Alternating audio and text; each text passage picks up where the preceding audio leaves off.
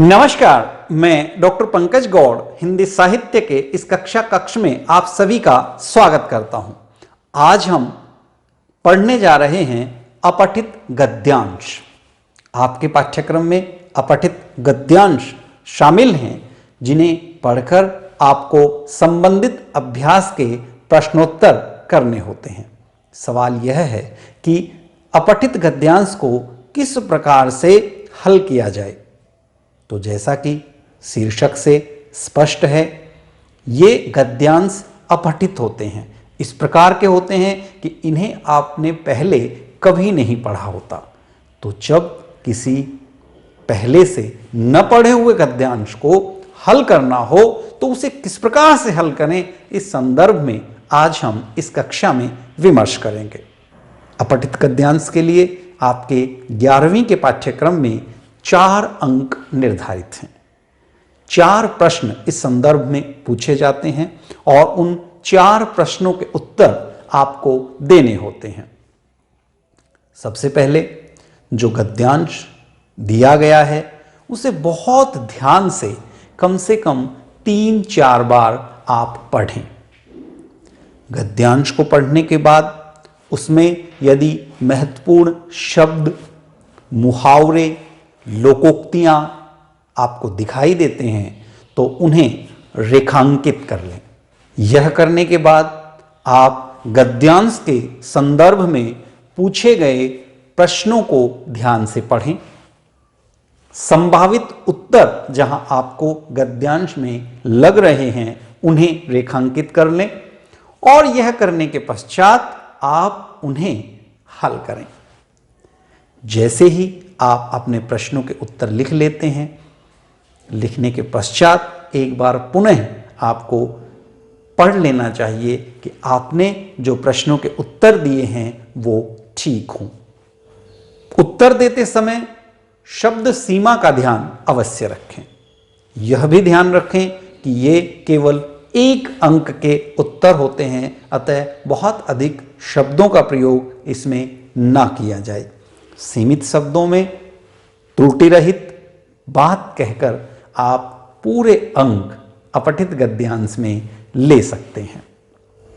गद्य को यद्यपि हम आसान समझते हैं, पर आप समझ लीजिए गद्य इतनी आसान विधा नहीं है। संस्कृत साहित्य में कहा जाता है, गद्यम कविनाम निक्षम वदंती, अर्थात गद्य कवि की कसौटी है, निकष है कि कोई भी साहित्यकार कितना बड़ा साहित्यकार है, यह इससे पता लगता है कि वह गद्य में लिखकर किस प्रकार अपने भावों को, अपने विचारों को व्यक्त करता है। गद्य बहुत गहरी बातें उसमें कही जाती हैं और उसके अर्थ तक भी हमें पहुंचना होता है। शीर्षक संबंधी एक प्रश्न अवश्य इसमें पूछा जाता है। तो पूरे गद्यांश को पढ़ने के बाद ऐसा शीर्षक जो आपको लगता हो कि इस पूरे गद्यांश का प्रतिनिधित्व करता है, वह शीर्षक के रूप में रखा जाना चाहिए। शीर्षक से सार्थकता के संदर्भ में एक उदाहरण मैं बाबा नागार्जुन की कविता का देना चाहूंगा। कविता कुछ इस प्रकार है, आपने पहले पाठ्यक्रम में उसे पढ़ा है। कई दिनों तक चूल्हा रोया, चाकी रही उदास, और कई दिनों तक कानी कुतिया सोई उसके पास। कई दिनों तक लगी भीत पर छिपकलियों की गश्त, और कई दिनों तक चूहों की भी हालत रही शिकस्त। दाने आए घर के अंदर बहुत दिनों के बाद, धुआं उठा आंगन के ऊपर बहुत दिनों के बाद, चमक उठी घर भर की आंखें कई दिनों के बाद, और कोए ने खुजलाई पांखें कई दिनों के बाद। तो इस कविता में खास क्या है जो इस संदर्भ में हम चर्चा कर रहे हैं? इसमें खास है इसका शीर्षक। कविता का शीर्षक सीधे कहीं कविता में नहीं है, पर कविता का शीर्षक है अकाल और उसके बाद। इसमें 2 चित्र हैं, एक अकाल से पहले का, एक अकाल के बाद का, एक अनाज आने का, एक अनाज नहीं होने का।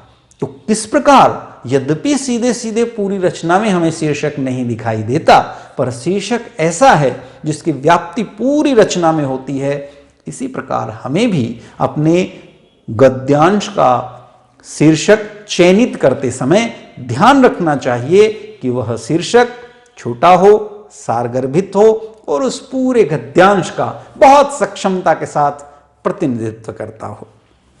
इन बातों का यदि आप ध्यान रखेंगे तो आप एक बहुत ही अच्छे तरीके से अपने गद्यांश को हल कर पाएंगे। अब हम कुछ उदाहरण लेंगे जिनके माध्यम से हम अपने गद्यांश हल करेंगे। यह उदाहरण मैं बोर्ड द्वारा 11वीं कक्षा के लिए 2016 में बनाए गए प्रश्न पत्र में से ले रहा हूं। इसमें एक गद्यांश दिया हुआ है जो इस प्रकार है। शराब पीने से शराबी को तुरंत तो गर्मी मिल जाती है, परंतु उसकी नसें, फेफड़े, गुर्दे और अन्य अंग स्थिर होने लगते हैं। शराबी अपने शरीर पर नियंत्रण खो देता है, कदम लड़खड़ाने लगते हैं, उसके घर में क्लेश रहता है, उसकी पत्नी वह बच्चे भूखे रहते हैं, मारपीट, गाली गलौज उसके लिए रोज के काम हैं। मदिरापान का लाभ कोई नहीं, यह केवल विलासिता है। तो इस गद्यांश को हमें 2-3 बार पढ़ लेना चाहिए। उसके बाद जो प्रश्न पूछे गए हैं वे प्रश्न हमें देखने चाहिए तथा उनका उत्तर गंभीरता से देना चाहिए। तो इसमें जो प्रश्न पूछे गए हैं उसमें पहला प्रश्न है, प्रस्तुत गद्यांश का शीर्षक लिखिए। तो आप देखते हैं कि इस गद्यांश में प्रारंभ से लेकर अंत तक मदिरापान के संदर्भ में बताया गया है। एक शराबी किस प्रकार शारीरिक रूप से, मानसिक रूप से, आर्थिक रूप से, सामाजिक रूप से शराब के कारण जिंदगी में हानियां भोगता है, पीछे चला जाता है, वह दिखाया गया है। तो हम इसका एक शीर्षक दे सकते हैं, मदिरापान के दोष। दूसरा प्रश्न इसमें पूछा गया है, शराबी की शारीरिक स्थिति कैसी होती है। तो हमें उन पंक्तियों को रेखांकित कर लेना चाहिए जिन पंक्तियों में शराबी की शारीरिक स्थिति के संदर्भ में बताया गया है। तो उन पंक्तियों को, रेखांकित पंक्तियों को देख करके जो संभावित उत्तर दिया जा सकता है वह हो सकता है, शराबी के शारीरिक अंग स्थिर हो जाते हैं, कदम लड़खड़ाने लगते हैं, वह अपने शरीर पर नियंत्रण खो देता है। ये वो बातें हैं जो इस गद्यांश में शराबी के शारीरिक संदर्भ में बताई गई हैं। अगला प्रश्न है, शराबी की पारिवारिक स्थिति कैसी होती है। तो इसका उत्तर होगा, शराबी की पत्नी वह बच्चे हमेशा भूखे रहते हैं, उसके घर पे सदा क्लेश रहता है। और चौथा प्रश्न इसमें है, मद्यपान क्यों करता है। तो निष्कर्ष रूप में गद्यांश की अंतिम पंक्तियों में लेखक बताते हैं कि मद्यपान केवल विलासिता के लिए करता है। तो ये उत्तर के रूप में आप लिख देंगे। यही यद्यपि लेखक उस पूरे गद्यांश में अपने तर्कों से समझाते हैं कि विलासिता के अतिरिक्त ऐसा कोई कारण नहीं है जिसके कारण कोई शराबी यह सिद्ध कर सके कि वह मदिरापान क्यों करता है। तो हम इसका उत्तर देंगे, मद्यपान केवल विलासिता के लिए करता है। एक और गद्यांश हम लोग देखें। वर्तमान काल विज्ञापन का युग माना जाता है। समाचार पत्रों के अतिरिक्त रेडियो और टेलीविजन भी विज्ञापन के सफल साधन हैं। विज्ञापन का मूल उद्देश्य उत्पादक और उपभोक्ता में सीधा संपर्क स्थापित करना होता है। जितना अधिक विज्ञापन किसी पदार्थ का होगा उतनी ही उसकी लोकप्रियता बढ़ेगी। इन विज्ञापनों पर धन तो अधिक व्यय होता है, पर इससे बिक्री बढ़ जाती है। ग्राहक जब इन आकर्षक विज्ञापनों को देखता है तो वह उस वस्तु के प्रति आकृष्ट होकर उसे खरीदने के लिए बाध्य हो जाता है। पूरे गद्यांश को आप 2-3 बार पढ़ेंगे। पढ़ने के बाद आप देखेंगे कि इस गद्यांश में मुख्य रूप से विज्ञापन के संदर्भ में बताया गया है। और पहला प्रश्न पूछा गया है, वर्तमान काल किसका युग है? तो गद्यांश के आधार पर हम इसका उत्तर दे सकते हैं कि वर्तमान काल विज्ञापन का युग है। अगला प्रश्न है, विज्ञापन का मूल उद्देश्य क्या है? तो विज्ञापन का मूल उद्देश्य गद्यांश के आधार पर उत्पादक और उपभोक्ता में सीधा संबंध स्थापित करना होता है। दोनों के बीच में विज्ञापन के माध्यम से सीधे जो उत्पादन करता है वह अपने ग्राहक तक पहुंच जाए। अगला प्रश्न इसमें पूछा गया है कि पदार्थ की लोकप्रियता किससे बढ़ती है? तो गद्यांश के आधार पर उत्तर होगा, पदार्थ की लोकप्रियता विज्ञापन से बढ़ती है। गद्यांश का उचित शीर्षक लिखिए।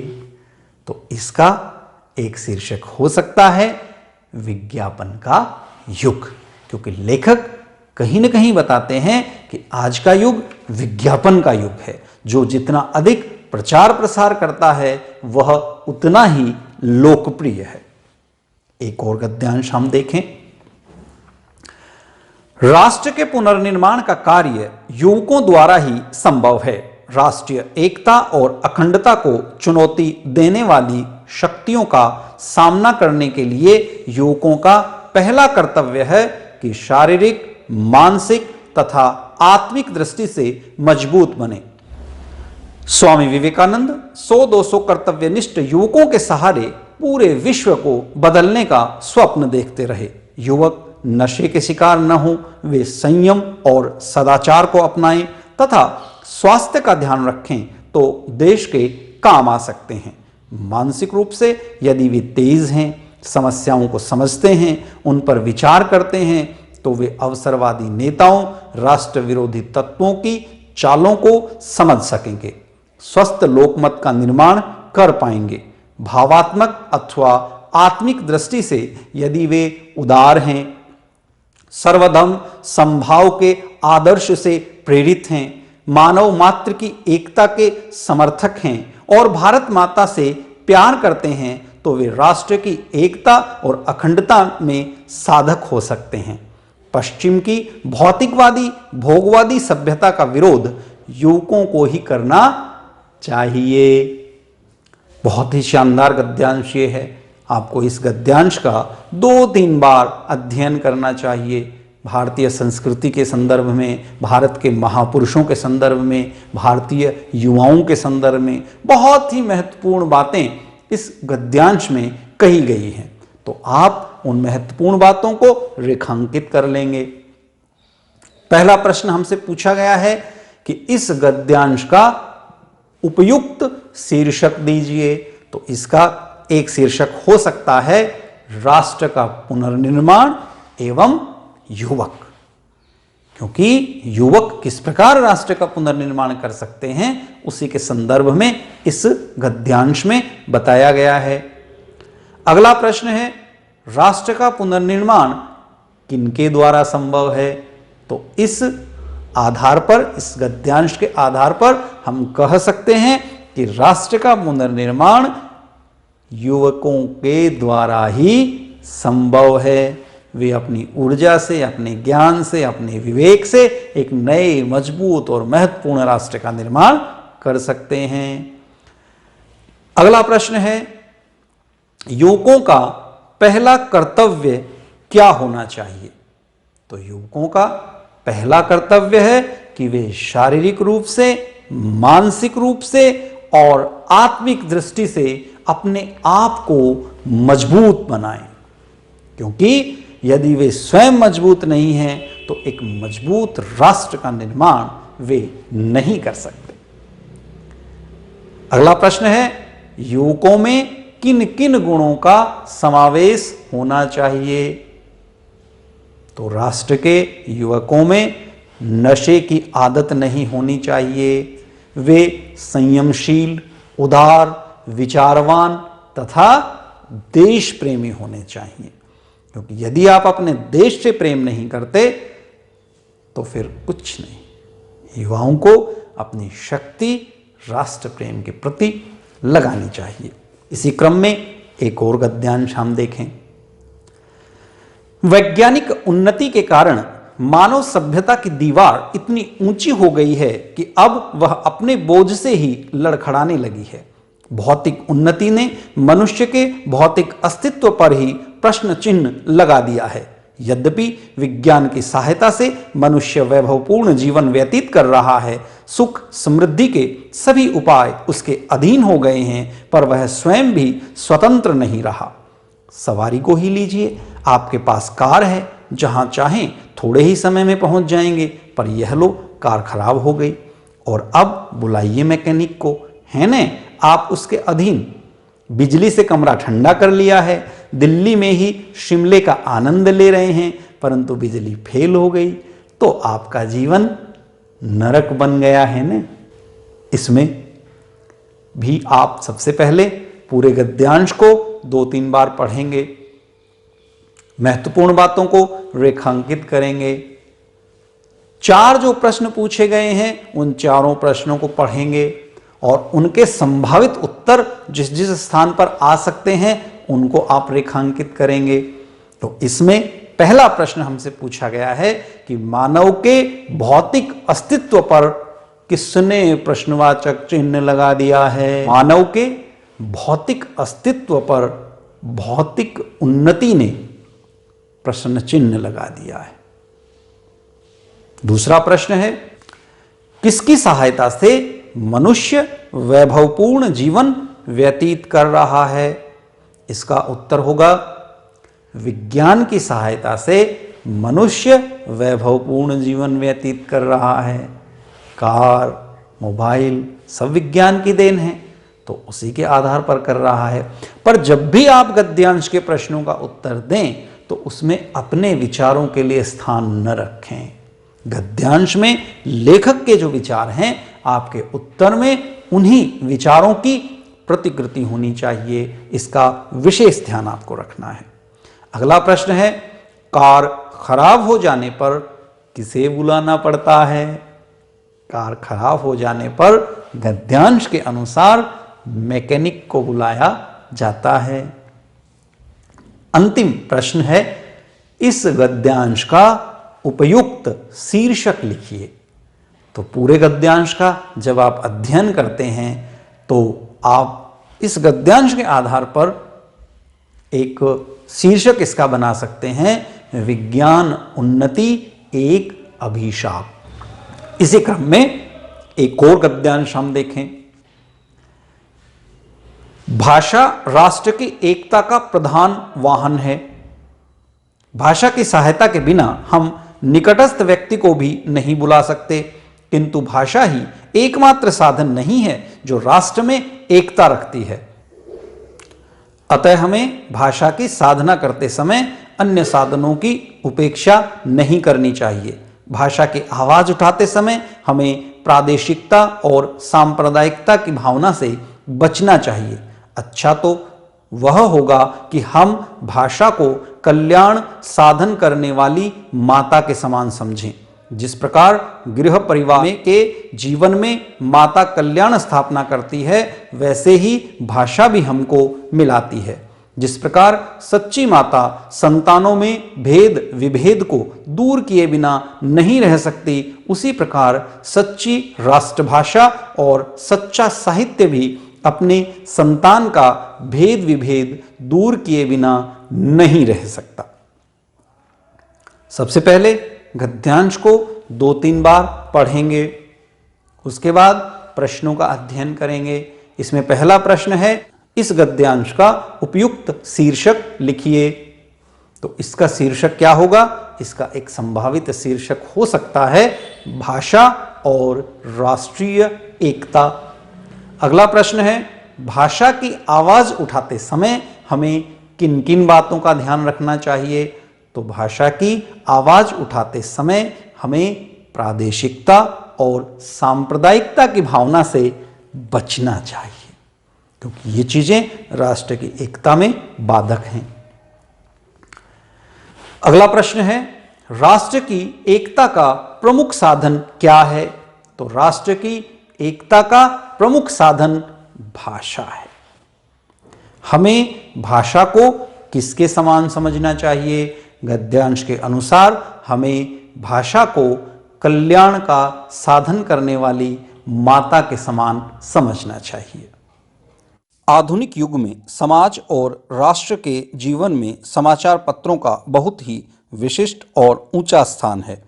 समाचार पत्र मानो देश की सभ्यता, संस्कृति और शक्ति के मानदंड बन गए हैं। जिस देश में जितने अच्छे और जितने अधिक समाचार पत्र होते हैं, वह देश उतना ही उन्नत और प्रभावशाली समझा जाता है। बहुत से क्षेत्रों में जो काम समाचार पत्र कर जाते हैं, वह बड़ी बड़ी सेनाएं और बड़े बड़े राजनीतिज्ञ भी नहीं कर पाते। समाचार पत्र एक ओर तो जनता का मत सरकार और संसद पर प्रकट करते हैं, दूसरी ओर देश में सुदृढ़ और संतुष्ट लोकमत तैयार करते हैं। देश को सब प्रकार से जागृत और सजीव रखने में जितनी अधिक सहायता समाचार पत्रों से मिलती है, उतनी शायद किसी और से नहीं। प्रश्न संख्या 1, आधुनिक युग में समाज और राष्ट्र के जीवन में किसका विशेष ऊंचा स्थान है? आधुनिक युग में समाज और राष्ट्र के जीवन में समाचार पत्रों का विशेष और ऊंचा स्थान है। कोई भी देश कब उन्नत और प्रभावशाली समझा जाता है? कोई भी देश उस स्थिति में उन्नत और प्रभावशाली समझा जाता है जिस देश में अच्छे और अधिक समाचार पत्र होते हैं। देश को सब प्रकार से जागृत और सजीव रखने में कौन सहायक हैं? देश को सब प्रकार से जागृत और सजीव रखने में समाचार पत्र सहायक हैं। इस गद्यांश का उपयुक्त शीर्षक लिखिए। इस गद्यांश का उपयुक्त शीर्षक हो सकता है समाचार पत्रों का महत्व। श्री राम, श्री कृष्ण, महाराणा प्रताप, छत्रपति शिवाजी, गुरु गोविंद सिंह आदि जितने भी महापुरुष हुए हैं, उनको सुयोग्य तथा वीर बनाने का श्रेय किनको है? उनकी माताओं को। अमर रहने वाली संतान माताओं के शुभ संस्कारों द्वारा ही बनती है। आज सब यह चाहते हैं कि दोनों स्त्री पुरुष कमाएं, घर में नौकर चाकर हों, बच्चों के लिए आया हो, परंतु इससे संतान को श्रेष्ठ बनाने के लिए जितना समय माँ को देना चाहिए, वह नहीं दे सकेगी। स्त्री का सर्वोत्तम कार्यक्षेत्र तो घर ही है।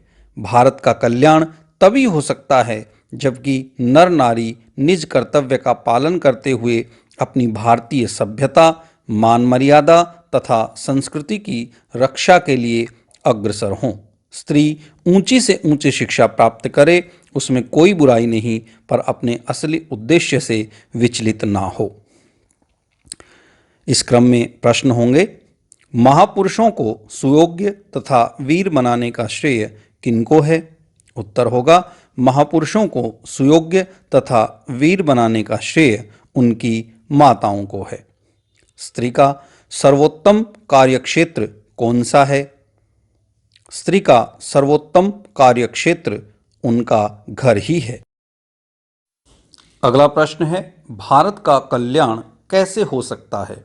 इसका उत्तर होगा, भारत का कल्याण तभी हो सकता है जबकि नर नारी अपने कर्तव्यों का पालन करते हुए अपनी भारतीय सभ्यता, मान मर्यादा तथा संस्कृति की रक्षा के लिए अग्रसर हों। नारी का असली उद्देश्य क्या है? उत्तर होगा, नारी का असली उद्देश्य यह है कि वह ऊंची से ऊंची शिक्षा प्राप्त करके अपने कर्तव्य का पालन करे। अगला गद्यांश हम देखें। विद्यार्थियों में अनेक बुराइयां कुसंगति के प्रभाव से ही उत्पन्न होती हैं। विद्यार्थी पहले पढ़ाई में खूब रुचि लेता था, किंतु अब वह सिनेमा देखने में मस्त रहता है। निश्चित ही यह कुसंगति का प्रभाव है। शुरू में उसे कोई विद्यार्थी सिनेमा दिखाना प्रारंभ करता है, बाद में उसे सिनेमा देखने की आदत पड़ जाती है। यही हालत धूम्रपान करने वालों की होती है। जब उन्हें धूम्रपान करने की आदत पड़ जाती है तो छूटने का नाम तक नहीं लेती। प्रारंभ में कुछ लोग शौकिया तौर पर बीड़ी सिगरेट पीना प्रारंभ कर देते हैं, अंत में उसके आदी बन जाते हैं और लाख यत्न करने पर भी उससे पीछा नहीं छुड़ा पाते। इसलिए तो पंडित रामचंद्र शुक्ल ने कहा है कि कुसंग का ज्वर सबसे भयानक होता है। वह न केवल मान मर्यादा का विनाश करता है बल्कि सात्विक चित्तवृत्ति को भी नष्ट कर देता है। जो भी कभी कुसंग के चक्र में फंसा है, नष्ट हुए बिना नहीं रहा। कुमार्गगामी दूसरे को भी अपने जैसा बना लेता है। तो इस प्रकार आप इस गद्यांश को पूरा ध्यान से पढ़ेंगे और तत्पश्चात उत्तर देंगे। पहला प्रश्न है, इस गद्यांश का उपयुक्त शीर्षक लिखिए। उत्तर होगा कुसंगति का प्रभाव। अगला प्रश्न, विद्यार्थी जीवन में बुराइयां उत्पन्न होने का प्रमुख कारण क्या हो सकता है? कुसंगति के कारण विद्यार्थियों में अनेक बुराइयां उत्पन्न हो जाती हैं। अगला प्रश्न है, कुसंग के ज्वर से क्या क्या नष्ट हो जाता है? उत्तर होगा कुसंग के ज्वर से मान मर्यादा एवं सात्विक चित्तवृत्ति को नष्ट कर देता है। कुसंग का ज्वर सबसे भयानक होता है। ये शब्द किसके द्वारा कहे गए? तो यह शब्द पंडित रामचंद्र शुक्ल द्वारा कहे गए। एक और गद्यांश हम देखेंगे। युवा वर्ग का मस्तिष्क नई नई बातों की ओर ज़्यादा तेज दौड़ता है। उसमें अन्य वर्ग के व्यक्तियों से अधिक आवेश और शक्ति होती है। इस अवस्था में यदि सही शिक्षा और उचित मार्गदर्शन न मिले तो यही शक्ति और प्रेरणा निर्माण के स्थान पर विनाश की ओर ले जाती है। बिगड़ने और बनने की भी यही आयु होती है। दुर्भाग्य से हमारे देश में शिक्षा पद्धति केवल उपाधियां बांटने का काम करती है। एक संपूर्ण व्यक्तित्व वाला मनुष्य बनाना आज की शिक्षा पद्धति के लिए मुश्किल है। तो इसके प्रश्न हैं, युवा वर्ग का मस्तिष्क किस ओर तेज दौड़ता है? युवा वर्ग का मस्तिष्क नई नई बातों की ओर अधिक दौड़ता है। हमारी शिक्षा पद्धति क्या बांटने का काम करती है? हमारी शिक्षा पद्धति केवल उपाधियां बांटने का काम करती है। आज शिक्षा पद्धति के लिए क्या मुश्किल है? संपूर्ण व्यक्तित्व वाला मनुष्य बनाना आज की शिक्षा पद्धति के लिए मुश्किल है। और अंतिम प्रश्न, गद्यांश का उचित शीर्षक लिखिए। तो इसका उचित शीर्षक होगा वर्तमान शिक्षा पद्धति। इस प्रकार जब आप गद्यांश के संबंधित प्रश्नों का उत्तर दें तो निश्चित रूप से इन बातों का आप ध्यान रखेंगे तो आप अधिक अच्छे से उनका उत्तर दे पाएंगे। एक बार हम पुनरावृत्ति करें कि आप गद्यांश के उत्तर देते समय किन महत्वपूर्ण बातों का ध्यान रखें। अपठित गद्यांश को हल करते समय ध्यान रखने योग्य बातें। सर्वप्रथम अपठित गद्यांश को 2-3 बार ध्यानपूर्वक पढ़ें। मुख्य तथ्य रेखांकित करें।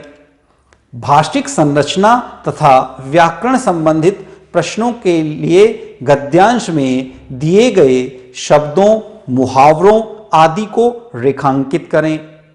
शीर्षक संबंधित प्रश्न को हल करने के लिए पूरे गद्यांश को समझने के बाद ही उसका शीर्षक निर्धारित करें। गद्यांश को समझने के बाद ही प्रश्नों के उत्तर लिखना प्रारंभ करें। उत्तर देते समय शब्द सीमा तथा अंकों का ध्यान रखें। उत्तर लिखने के बाद सभी उत्तरों की एक बार पुनः जांच अवश्य कर लें। उसमें यदि व्याकरणिक अशुद्धियां हों तो निकाल दें। इन बातों का ध्यान रखने से निश्चित रूप से आप बेहतरीन तरीके से अपठित गद्यांश से संबंधित प्रश्नों के उत्तर दे पाएंगे, ऐसी आशा है। धन्यवाद। आपका दिन शुभ हो।